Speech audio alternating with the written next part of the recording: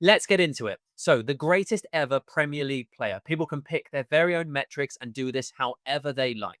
Kieran, I would like to invite you to go first. I assume it's Danny Welbeck. He's up there, of course, but he's been narrowly beaten by Thierry Henry. For me, I've never seen a striker like Henry. I grew up in 70s and 80s football, and you expected certain things from a striker.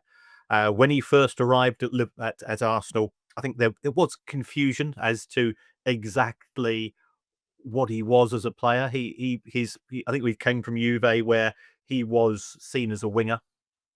Arsene Wenger transformed him into, he wasn't a number 9, wasn't a number 10, he was Thierry Henry, and he could do everything. He could dribble, he could shoot, he could head, and he did it with that wry smile on his face at all times, which was amazing.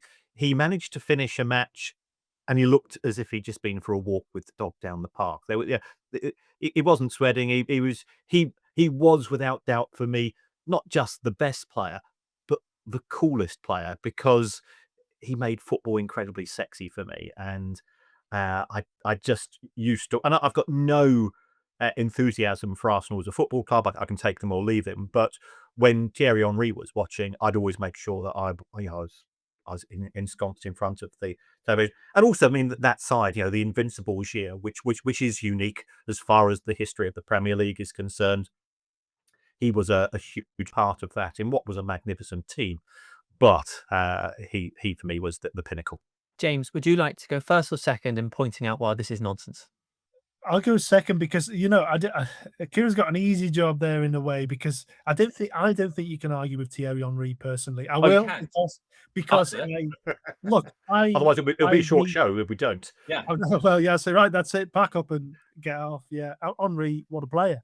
No, you argue against it, and then Easy. Go on. Easy. Then. Just to be clear, Thierry Henry, very good at football, easily one of the best. But I just want to suggest a few reasons why I don't think he is the greatest Premier League player of all time.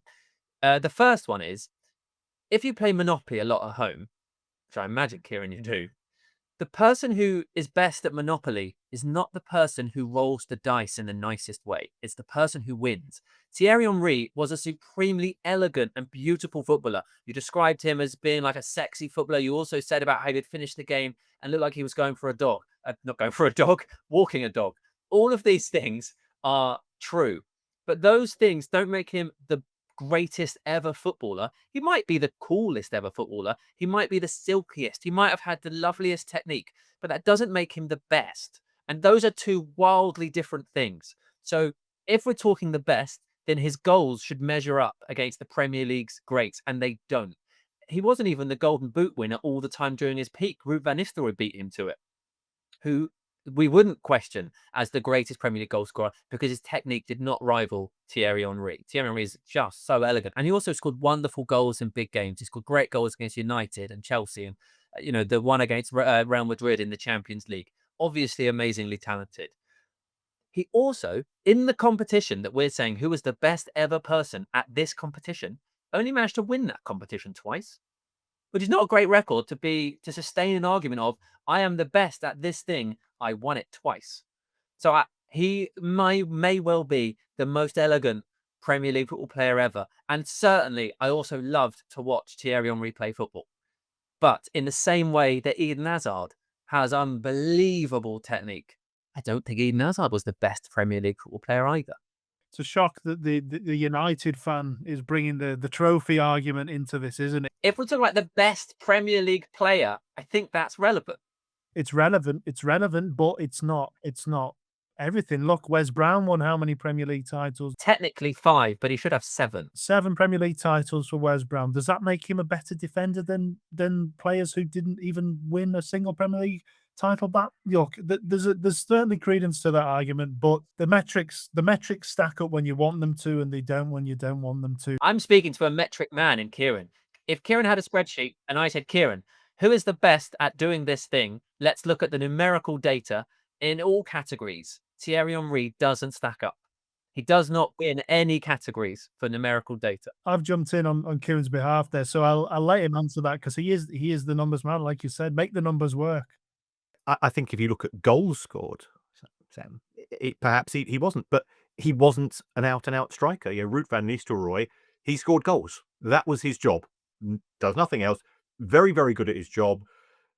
Thierry Henry brought artistry to the Premier League. He brought a new dimension. He helped in that globalization in terms of the fan base of the game, and he was somebody that you would go to a football match, even if you weren't a football fan, to watch. And there's only a handful of people, I would say, over the course of the Premier League that could do that.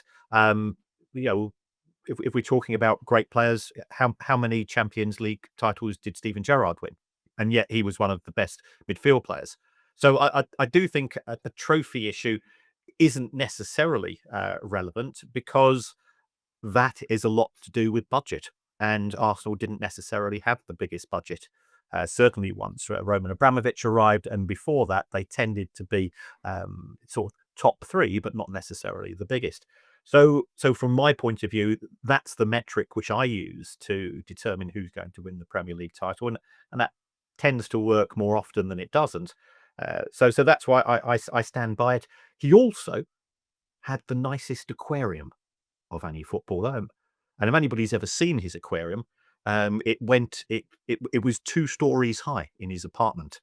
They had to have special reinforcements put in, and it was incredible. I just want confirmation on the metrics that we're doing this by.